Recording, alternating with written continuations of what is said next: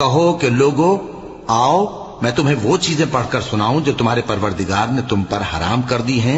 उनकी निस्बत उसने इस तरह इरशाद फरमाया है कि किसी चीज को अल्लाह का शरीक न बनाना और माँ बाप से बदसलूकी न करना, बल्कि हुस्न सुलूक करते रहना और नादारी के अंदेशे से अपनी औलाद को कत्ल न करना, क्योंकि तुमको और उनको हम ही रिस्क देते हैं।